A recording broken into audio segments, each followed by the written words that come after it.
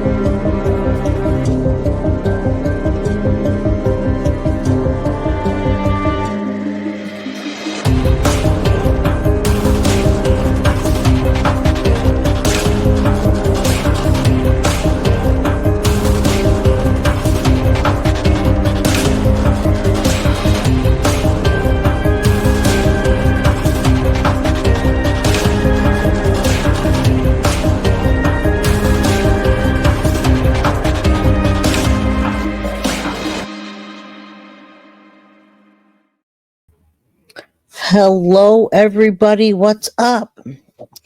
Happy Thursday. My shirt says Friday, so you can see what mood I'm in. I'm ready for it to be Friday for sure. What's up, everybody? It's somebody's birthday. I see Rocky saying, yay for the Capricorns. Happy birthday. Well, I came on a minute or so early to test out my new computer. So I'm on my new computer, you guys, and I want to make sure I'm able to hear things, etc. So welcome. Good to see you all. Good to see you. And you guys, do me a favor, hit that like button.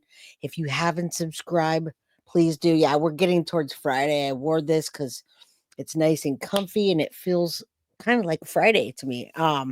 Okay, so you guys, we're in deep in a lot of cases here on Guilty of Crime, right? I just came on a little bit ago and talked to you about Naziah Harris.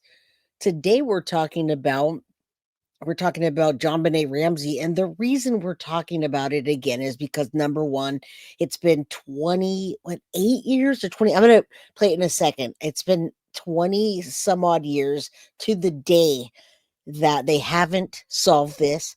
And in between them, we have lots of theories. Today we're going to talk about how to test theories. Did the parents cover up the red rum for her brother? And how does that tie into the Netflix documentary, as well as what is with this guy that says he did that?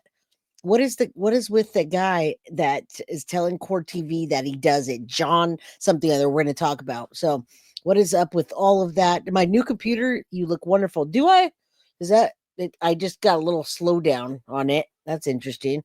All right, quality of the live is cool. I feel like it just slowed down, but let's do this. Let me pull it this way and see what happens. This is the first time I'm using it, so it could also be the internet, folks. And let's see. I just saw it do that. All right, let's press play. 6-year-old JonBenet Ramsey's body was found in her family's Boulder, Colorado home. Now her father is planning to meet again with local police, discussing new DNA testing technology that might hopefully fill in the forensic gaps in this case and bring closure to this family.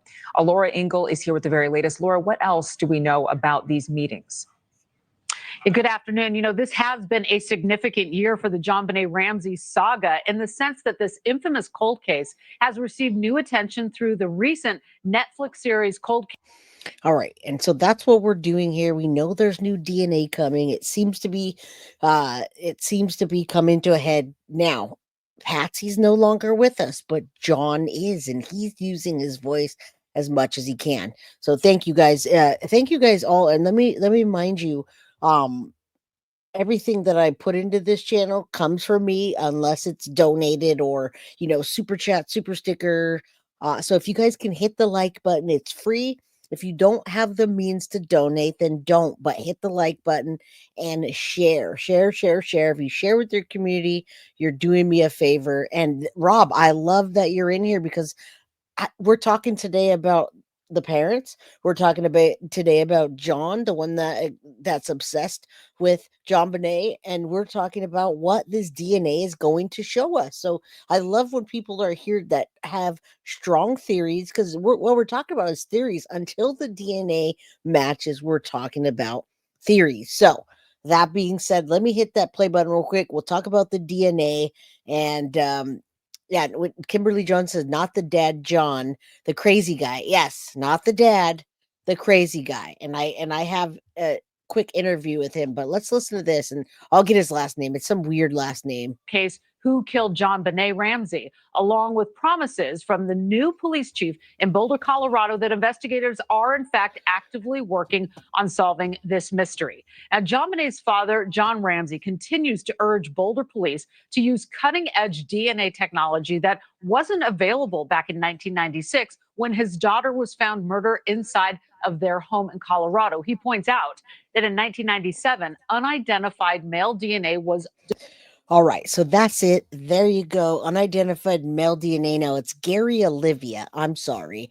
It's not John. And you guys, if you haven't heard of it, then we're still gonna talk about what that is. But a year ago, it came out that new developments in the case, a convicted predator PEDO, Gary Olivia, allegedly admitted to having an obsession with child beauty, JonBenet Ramsey, and confessed to the 1996 killing in letters to a former classmate. So what is that? And it's been a year, so DNA is around. They ran it. He is a PEDO. So what do you guys think about that? Do you even know about that? Do you know that somebody confessed to this in letters and they have DNA that we're talking about right here? If you don't, you're going to find all of that out today. Discovered at the crime scene, but the format of that testing is now outdated, something he told me about last month right here on News Nation. They have the ability to separate DNA, mixed DNA samples, which is one of the issues with the sample they got in 1997. They had an unidentified male DNA sample in early 1997. It was mixed apparently with JonBenet's blood DNA. That can now technology-wise be separated. They have the ability to do familial genealogy research, which has been wildly successful in solving old cold cases. So as you know, that's JonBenet's dad. He's still in the mix. He's out there talking. He wants this solved. No, Gary Olivia did not write that ransom note. No, he didn't. But we're going to talk about the ransom note today. I love some of these people out there that are talking about the JonBenet Ramsey case because they really just nail it with my theories, your theories, all the things going on with this case. They absolutely just go into my brain and talk about it. So the interview room has been talking a lot about JonBenet Ramsey, and so we're going to talk about them, but also Deception Detective has nailed it with some interviews. So I see that I've got a little bit of lag here. I'll probably have to fix that, but welcome everybody. This is my new computer, so we'll see what happens. That's what we're asking the police to do. So this is incredible because Ramsey says he is set to meet with Boulder Police Chief Stephen Redfern in January, alongside representatives from a leading DNA lab to push for this approach. And he has also made it very clear for his goals for the new year will be to continue putting pressure on investigators until every avenue has been explored. Adrian. And we heard a little bit there from your reporting and those sound bites, but what exactly might Boulder police uncover with that new technology? Yeah, I mean, in the long run, we hope to see some kind of a name come out of this, right? But Boulder Police Chief Stephen Redfern says the department does remain committed to finding JonBenet's killer and has already taken significant steps to modernize their investigation. And in a video statement that was released last month, Boulder Police said they're working with forensic experts to find the latest advancements in that DNA technology and recently digitized all case evidence. And that's huge, Adrian. Yes. Thousands of files to create a searchable database, which could reveal new leads. The department has also taken inventory of more than 2,500 pieces of evidence and reviewed 40,000 reports in the last year alone. And this is why we have to bring up-to-date information as well as not just up-to-date information, but theories and people that are saying that they confess. Like, how does all this fit together? What's going on? Is the DNA going to just tell us what happened or who did it? How's the DNA going to connect to the person that took JonBenét's life and who wrote the letter? Maybe somebody different wrote the letter than did that. Maybe there were multiple people. Maybe it wasn't John and Patsy. Maybe it was, but that's what we're trying to speculate today. And with the evidence that we have, that's what we want to find out. We want to know before they know, right? We want to guess before they guess. Okay. So Rosie says, who do you think did it? Well, my theory has always stood that it's within the family. I feel like the parents covered it up for the brother, but then now that I'm looking into the brother more, I'm like, wait, I'm not quite sure, but I feel like, and we're going to talk about that ransom note. I feel like the parents produced that. Welcome, everybody. Hello, Foxy and Alicia and Sabrina and Synth.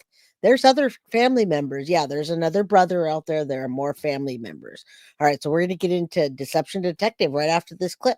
Loan officials say they are regularly investigating these new tips and remain hopeful the increased attention will bring a lead and a break in this case. And we continue to monitor every development on this. Hopefully, we'll have more to report later today. Adrian. Thanks for watching. Go to joinnn.com to find News Nation on your screen. All right, so I'm glad that you go back to the ransom note because we're going to go how to analyze a theory. We're going to talk about JonBenet Ramsey case. Everyone's got a theory, including us. So which one do you think is grounded in reality? And let's watch John and Patsy talk and Deception Detective detect what they're saying in theory. And then we'll talk about the guy that confessed to it and more evidence. You guys, my shirt threw you off. It says Friday. You didn't lose a day. I am in good spirits and it's Friday. You guys, do me a favor, hit the like button. I know we're not presenting Madeline Soto today, so we don't have hundreds in here, but soon we will. Our goal is to get to 50,000 this year. If we can get more than that, hey, we are going to be covering the Naziah Harris case even further. So please go back and watch that. It's heartbreaking, and Naziah needs as much outreach as Madeline. She really does. It's not fair. It's not fair that it's just stuck in that Detroit community within the people of color. It's not getting out to everybody nationwide, and I don't know why. So yes, happy Thursday. It looks like Friday, but it's just a comfy shirt, you guys. You know what? I do my own IT stuff, you guys. I do everything. So again, thank you guys for being here. If you like what I do and you like that I do everything, you guys can hit the like button for me. Throw me a super chat, super sticker, or PayPal Venmo. Now, I did hook my computer up. It might not be perfect, but I did it, right? I had to unhook everything, hook it back up, run tests, make the volume work, put the camera back. There's a lot of stuff, guys. I worked late last night doing this. Yeah, tomorrow's Friday. So hopefully this episode and all my episodes moving forward are better, and I can only do it with your help. So thank you. If you have the means, if you don't, hit the like button and help us sister out. All right, let's listen to this. Let's go. Only John and Patsy truly know whether they're guilty or innocent, and analyzing their words is the closest we'll get to reading their minds. The JonBenet case is a real-world whodunit. Everyone's got a theory, but which ones are grounded in reality and which are red herrings? Let's analyze the Ramseys on Barbara Walters to find out. Do you understand why it is that so many people still think you are guilty? I understand that they've been told that by the media for 3 long years. I'm amazed that the whole world doesn't think we're guilty. Yes. Based on what they've been told. Let me go through some of the major reasons why people feel you are guilty. The beauty pageants. If we had only seen pictures of JonBenet in little jeans and a T-shirt, there might not have been the same feeling. But what we saw in still photographs and in videos was a child dressed like an adult, very suggestive in many of these pictures, lipstick, mascara, moving around on the stage on these beauty pageants. To many people, this looks perverted. Right. Therefore, There's got to be something wrong here. There is something wrong here if someone thinks that was perverted. If JonBenet hadn't done pageants, would you conclude that John and Patsy were innocent? Of course not. The pageants are eye-catching and make for provocative headlines, but they don't actually matter. That's what this video is about, separating the distractions from the truly revealing evidence, and there is a lot of it. The next time I pause, we'll even set aside things that you might think are critical, like forensics, but don't worry, it will all make sense. JonBenet was an entertainer. She would entertain at the drop of a hat. Little girls dress up. And Now, let me tell you, I don't feel like it's I don't feel like that's the reason that I feel like it's them. That's where the evidence seems to keep taking me, is back to that family, you guys. This I don't like. I have a daughter. My daughter's beautiful. If you've seen her, my wife suggested that we do not beauty pageants, but maybe put her in commercials or something like that. Okay, so I said, absolutely freaking not. I'm not going to do that. It's not going to happen. I'd rather go sew my ass than to put her out there. So we don't do that. So it's just not my preference. But some of the images that we've seen on my channel disgust me in the way that they pose this little girl. I don't like it. I think this is a magnet for PEDOs. I think that it's absolutely disgusting. And thank you, other Mona, for the $5 super sticker. And everybody that did donate to my new computer fund, I thank you. Thank you, because I do have a new computer.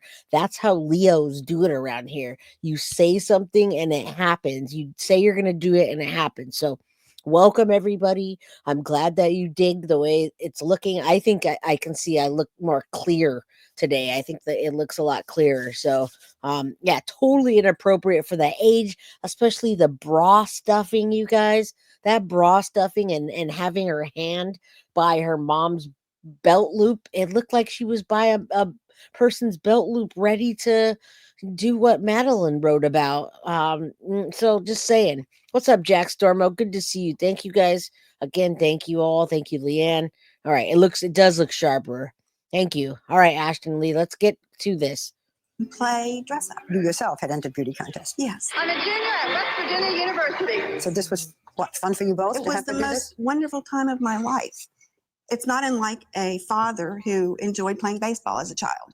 He wants to impart that same love of the game with his son or daughter. There's just absolutely nothing wrong with it. They called JonBenet a 6-year-old Lolita, a pun-sized sex kitten. The people that look at these things and see something perverted, that didn't come from JonBenet. That's coming from the viewer, not the child. So let me go through what the motives are. Now, in her defense, I got to tell you, in that time back then, 26 or 28 years ago, that's right. There was more, women stay home. They don't go out to the office. The guys go out to the office work. So it was a little bit more like that back then. So in her defense, I'll say that a little bit. And I believe she was living through her daughter vicariously, right? To bring her youth back. So I'm just following the evidence. If you strictly follow the evidence and you're not judging them based on that, what do we have left? And Sabrina Ham, I'm going to say you're going to hit the lottery and then you're going to come back and split it with Jay from Guilty of Crime. All right. So some people say, hey, the housekeeper had the same notepad and pen in her place. Her husband was supposed to fix the window and he didn't. So now we wait to see what the DNA says. Cindy M says a child is not able to consent about what they will do. The mother coerced John to do the pageant. Okay, but who followed what do we do when we follow the evidence? What happens then? And yeah, we've got mods in here to get rid of the trolls if there are any. So thank you for being such a tight-knit group here. Motive number one. You are guilty, Mr. Ramsey, because there was some evidence that your daughter had been sexually molested. Whoever abused JonBenet must have killed her. In an episode of CSI, that might be a solid conclusion. But real life is rarely so simple. Even if John abused JonBenet, that doesn't mean he killed her. In fact, the way her body was left behind to be discovered and autopsied actually suggests the killer wasn't the abuser, if there was an abuser at all. So let's set the abuse stuff aside, just like the pageant stuff. It might have some value in solving the crime, but it's far outweighed by its potential to distract from much stronger evidence. For example, John and Patsy's accidental confessions, one of which is coming up next. Listen closely. I know as best I can know as a father who was with his daughter every day that I was home. She was not sexually abused or molested before December 26th. Okay, but on December 26th, there are some indications that your daughter was sexually molested. Well, Therefore, here's the motive. You were doing it. Maybe you'd done it before. Maybe you just did it that night. Perhaps your wife discovered you. Whatever it was, JonBenet cried out. You killed her. Well, that's fits right in the category of it could have been done by an alien as well. And you know what? That was weird that he said she hadn't been sexual before December 26th, because I don't remember them saying that it was a sex motivated crime. And I think Deception Detective's going to pick up on that. Welcome, everybody. I see somebody said cow poop in here. And Ashton, I assure you, my head was already big before I started this channel. Remember, I used to do tattoos, so I would be ready to do a tattoo, and there'd be somebody in my chair, half undressed, giving compliments. That's when you know you're humbled. I hope you heard that, Ashton. All right, let's keep going. Yeah, I love all the people that are coming in. I see new people. Thank you, guys. Please subscribe, and then if you have something to send me a new idea, guiltyofcrimebyj@gmail.com. All right. Oh, it makes no sense. There's no history. A person doesn't go throughout their lives as a normal human being, one night turn into a monster, slaughter their daughter, go to bed, and get up and act normal from there on. That doesn't happen. In these kinds of cases, virtually all of them, I suspect, where there is child abuse in a family, there's a long history. And that's not the case in our family.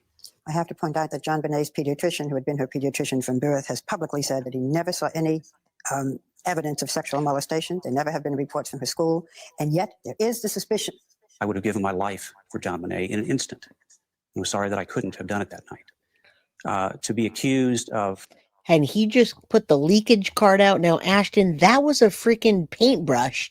That was a paintbrush that they used to make the garrote, and it was something that could be a Boy Scout, or it could just be somebody that learned something. You know, it could be somebody in the, I don't know, that is an outdoors person, or maybe it could be somebody in the military. I don't know if they learned garrotes, but they used what was in the house. They didn't bring it from outside of the house, and this guy just gave verbal leakage. See if you can find what he is giving leakage about. Liars can unintentionally reveal the truth through their choice of words, as it's challenging to suppress real memories while telling falsehoods. If someone repeatedly uses unusual phrases or words, it might be a clue worth investigating. So what did he say wrong right now? And we have the autopsy report. We have the whole autopsy report. We showed it last week, and it's also on my Patreon. So let's listen to what, sailors could have done it. A lot of different people, but I feel like there are two people that did that. One that wrote the note, one that did it, and both of them covered up. So it just keeps leading me back to the same place. Harming my child in any way is beyond comprehension. Why did John say he would have traded places with JonBenet that night? According to the autopsy, her time of death could have been any time between that night and 5 a.m. the next morning. If he was only guessing, wouldn't it be more logical to assume she died in the morning? After all, the supposed ransom note threatened to kill JonBenet if they called the police, which they did first thing in the morning. Without hesitation, by the way, and they've never expressed regret about doing that, which are both red flags of their own. Here's my theory. John's choice of words here might have been an embedded confession. When people are hiding information, they often reveal details that they shouldn't realistically know without realizing it. By saying that night, John may have leaked that he knows exactly when JonBenet died because he was there. Of course, this doesn't necessarily mean he's the murderer, but it could mean he knows who is. If you've seen the other videos in this series, you'll know my top suspect. I'll link the playlist at the end of this video. One slip-up isn't proof of guilty knowledge. We need multiple examples, and we're about to get another, this time from Patsy. This was a very... All right, and before she gets going, she's saying this is a very brutal, and we're going to listen to what she has to say. But Ashton, I got to tell you, I watched that multiple times. Burke, now, they say something's wrong with him. He's got some kind of neurodivergent. I don't know exactly what it is. I've never had anyone tell me exactly what it was. But last week when I played part of that interview from Dr. Phil, Dr. Phil's a greedy mother trucker. He pulled down a piece. I had to pull that piece down off of my page because he wanted to take money from it. Absurd. He wanted to lock up the whole episode, so I had to pull it out. So yes, if you guys seen the Dr. Phil If you haven't seen it, go watch that. Go Google Dr. Phil interview with Burke Ramsey. It's very creepy, very unusual. I don't know exactly what it is. I can't hit I don't know exactly, but your computer working very well. Awesome. Awesome. Thanks to you guys. Brutal murder. And yet some of the authorities have said that you staged this, that you loosely tied your daughter's hands, that you put the noose, the garrote, to make it look as if some terrible person had done this, that this whole picture was staged. Well, that's absurd. This was done by a terrible person. The garrote was deeply embedded in JonBenét's throat. Her hands were tightly bound. I couldn't get. I wonder if he said it like that on purpose, because I've always heard people say garrote, and I wonder if he said garrote to make it sound like he doesn't even know what he's talking about. He wouldn't know how to do that whatsoever at all. It was very weird that how he's talking about, and then no emotion whatsoever. I couldn't do it, you guys. If I was talking about, and I won't even say it, let's just say I was talking about one of your kids, and I was talking about a garrote being tightly wrapped, and imagining this little angel, I couldn't do it. I couldn't. And listen to him. Right. Get the knot untied. I tried to get it untied even before I brought her upstairs. The fundamental issue is no logic has been applied to any of this case. Why would I, for example, have staged this horrible scene and then disturbed it myself, pulled the tape off her mouth, carried her upstairs, tried to untie the hands before I brought her upstairs? If I'd have staged it, I would have wanted the police to see it as I staged it. It's not logical. Makes no sense. Let me give the motive that is ascribed to you, Mrs. Ramsey. Okay. Was bedwetting a source of tension in your house? Absolutely not. All children have accidents. The motive is that JonBenet wet her bed and that you got angry. You lost it. You snapped. You killed her, perhaps accidentally. You were downstairs. Maybe she came down. She said, Mommy, I wet my bed. You said, again, JonBenet. And you either pushed her or you hit her. You were exhausted. You were furious. All right. And before I get into that and we listen, pay attention to her face and her demeanor on how we're talking about that. Now, Sarah, that's why I named my episode JonBenet Ramsey. Did her parents cover up for her brother? Did they cover it up? Because I don't think a 9-year-old would have the physical strength and wherewithal to do that either. Or any of that. I don't think he would have known to go run off to the neighbor's house when the police came. Don't know that either. But what I asked was, did her parents cover up the taking of her life for her brother? That's what I want to know. Or for somebody in the family. It looks like 2 people did it, and it keeps coming back to me that 2 people did it. All right. Anna, you don't have to go to sleep. Watch my episode. All right. Let's go. You did it. First of all, we know from the evidence that this was a premeditated murder. The way in which she died, the garrote that was around her neck, you could have done it. You could have gotten nervous, and afterwards you could have done it. You could have awakened your husband and said, I did this terrible thing, John, and now we have to stage this. You know people have said this. Of course they've said it. But you have a child, would you get up in the middle of the night and slaughter your child? We're parents. We love our children. I believe them. I believe they love JonBenet and their son Burke. When Patsy described the crime scene, she said it was obviously a premeditated murder. But when she described the act itself, she stopped short of saying that JonBenet was murdered, killed, or even kidnapped. Instead, she said JonBenet died. Why? Here's my theory. She knows who murdered JonBenet, and she can't bring herself to damn that person, even in her word choice. By switching to the passive tense died, she absolves the killer of the act. Likewise, because she and John staged the crime scene to look like a murder, she has no problem referring to it that way. She's not damning anyone. If you've seen my first video in this series, How to Analyze Suspects, you'll know that Patsy couldn't even condemn the killer to death in a hypothetical about what sort of punishment the killer should get. Again, I think that's because she's the killer's mother. But what do you say when people say you just snapped? I mean, whatever it was, something went wrong, you did this terrible thing, John then helped you, you staged this whole thing. Maybe you don't even know that she did it. That's impossible. I mean, it's come on, guys. Asking the questions, you know, I know. People have said these are the 2 major motives. Either you sexually molested her or you snapped because primarily Let me tell you something. I'm a cancer survivor of stage 4 cancer. John has lost a child in an automobile accident. That completely changes your outlook. When you are standing on the brink of death with a terminal illness, your priorities suddenly line up in a row, and you know exactly what the important things are in life. And bedwetting is totally insignificant. I love my children. I wouldn't harm them for anything in the world. Now, I don't know how you answer someone that continually accuses you of some absurd notion. Did either of you for a moment suspect each other? No, Not for absolutely a not for a minute. microsecond. Tom Haney, who was the detective, homicide detective from Denver, asked me that very question in my 3-day interrogation. After 3 days of listening to him hammer me, All right, now you should listen, RL, and the only reason I say you should listen because we're not stuck on the Ramseys. You're just in the first part of it. We have 3 different segments today. This is the first part, talking to the Ramseys. Second part, I have Gary Oliva, and third part, I have the interview room discussing the ransom letter. So I hope you don't leave because you don't want to listen to 3 different theories or 3 theories period with through multiple people, myself and chat. We're not stuck on them doing it.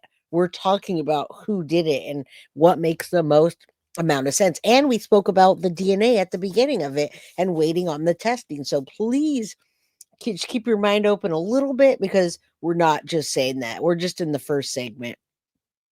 I said, don't even go there. If I thought for one moment that JonBenet Ramsey was murdered by her father, we wouldn't be having this interview right now. 3 other family suspects were cleared by the police investigation.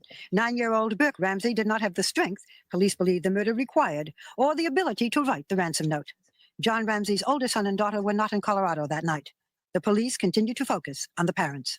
Another major factor, the ransom note. The ransom note was written on a pad and a pen from your home.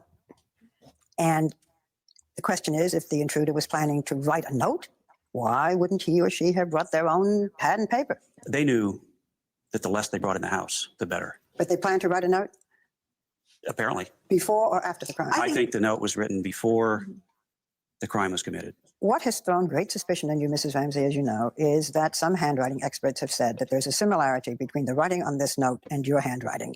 This has been inconclusive, but the similarity of the handwriting is the strongest piece of evidence. All right, so we're going to talk about the letter, and then we're talking about denials, and then Lisa is me. I'm going to give you my theory. A 9-year-old could do it, you say, but I want to know there would be no reason for them to cover it up. There would be because they don't want to lose 2 children. What you got 2 people and 2 children. One of them took the other's life. You cover it up so you don't. The other one doesn't go to jail forever. So I'm giving you my theory for right now. What we're talking about again, the DNA hasn't come back yet, and we're still in segment 1. Maybe it was Gary Oliva all along. I don't know. Let's keep going. But that's why they would do it, is not to lose a second child. And right here, we're looking at this, implicating this card. Well, if that's the strongest, then there's not much of a case because we have had handwriting experts to look at my handwriting as well. And on a scale, I believe, of 1 to 5, with 5 being a totally incomplete match, I was rated at a 4.5. The handwriting isn't mine because I didn't write it. On a scale of 1 to 10, that would have been a perfect denial. But that's not what Patsy said. Instead, she went into persuasion mode, defending herself like an attorney defending a client, offering proof and evidence that it was unlikely to have been her. In other words, this is among one of the weakest denials we've seen on the channel. It doesn't necessarily confirm that she wrote the ransom note, but it's one of the many reasons I think she did. You can check out my video, How to Analyze a Kidnapping, for all the other reasons. Since this video is about filtering distractions from damning evidence, where does the ransom note belong? Unlike the pageant outfits and abuse allegations, the note directly ties to the murder. Whoever wrote it is claiming responsibility, so it's something we shouldn't ignore. And since it contains a language that I think John and Patsy created, it deserves special attention, just like the words I've pointed out so far in this interview, and we're about to get some more coming up in this next segment.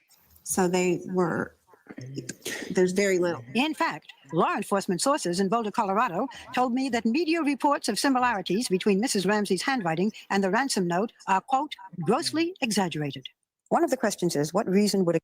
All right, and you know what I'm going to do just for you, Lisa, as me? As soon as we're done with this, I'm going to show you Paris Bennett. Paris Bennett was very close to the age that Burke would have been.